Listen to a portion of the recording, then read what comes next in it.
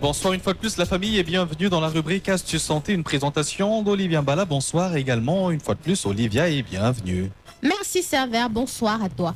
Aujourd'hui dans la rubrique Astuces Santé, nous parlons des mesures de prévention contre le choléra. Astuces Santé. Depuis plusieurs années aujourd'hui, depuis même des siècles, on entend parler de cette maladie, mais ils sont encore très nombreux à être inconscients de l'existence même de la maladie, mais surtout de savoir concrètement même la définition, est-ce que c'est concrètement.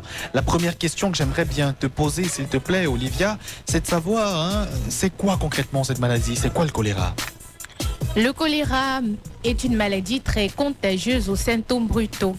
C'est un véritable fléau pour les populations des pays pauvres.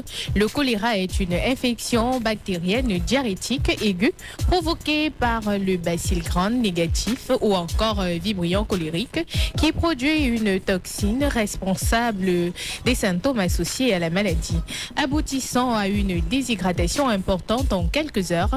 Cette infection se transmet par l'injection d'aliments ou d'eau contaminée par la bactérie.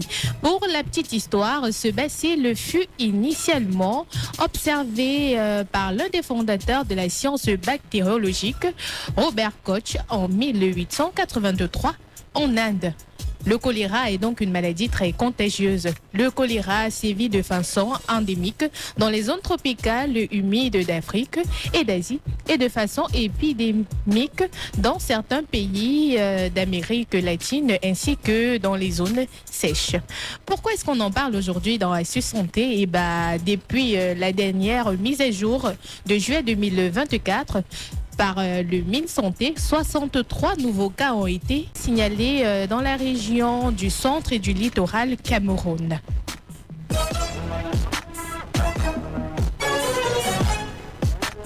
Et comment savoir concrètement, comment savoir lorsqu'on souffre de choléra?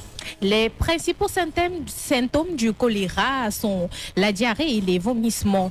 Moins de 25% des personnes infectées développent des symptômes et environ 10 à 20% des personnes vont faire une maladie sévère, c'est-à-dire une incubation de quelques heures ou de quelques jours qui est suivie d'une violente diarrhée ou alors plusieurs violentes diarrhées et des vomissements sans toutefois faire une fièvre très grave.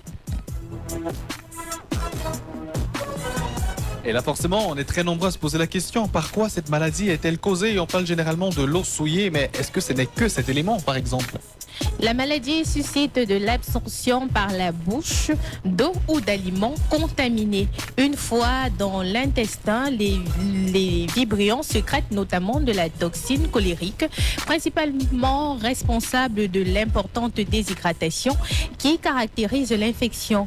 Vous pouvez donc être infecté en consommant de l'eau souillée ou des aliments contaminés par la bactérie qui cause bien sûr la maladie. La transmission du choléra d'une personne à une autre par simple contact est peu probable. Cependant, une personne atteinte de choléra peut vous transmettre la maladie si elle cuisine ou alors vous sert un aliment ou encore une boisson. Là, vous pourrez tout de suite contracter la maladie. Donc, faites très attention à où est-ce que vous consommez vos repas à midi. Et pour conclure, je te poserai la question, quelles sont les habitudes à adopter pour soit traiter cette maladie ou totalement l'éradiquer, si c'est possible? Le traitement consiste essentiellement à compenser les pertes digestives d'eau. Comme on a dit, le choléra, lorsqu'on est atteint, on est en proie à une déshydratation très rapide. Donc, comment est-ce qu'il faut traiter? Il faut commencer par s'hydrater au maximum, c'est-à-dire boire beaucoup d'eau. L'antibiothérapie est utilisée dans les cas graves de choléra, mais l'émergence des couches de vibrions cholériques multirésistantes aux antibiotiques nécessite un test, la sensibilisation aux antibiotiques sur un échantillon représentatif de couches isolées. Donc, il faudrait, en résumé, nettoyer les alentours de la maison pour vivre dans un cadre sain, boire de l'eau potable, se laver les mains avant et après chaque repas, on le dit depuis qu'on fait des classes de CP et tout. Il faudra également contrôler ce que nous consommons.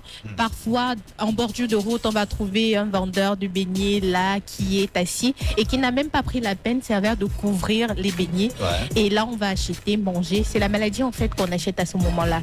Donc, en cette saison sèche qui est là, essayons au maximum d'être prudents. Propre.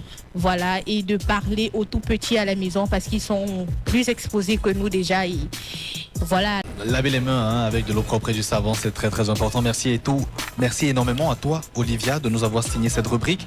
Merci également, Ornella, d'avoir été présente aujourd'hui. L'émission est terminée. Hein, on est à l'heure nette. C'est magnifique. On se dit à demain, n'est-ce pas? À demain.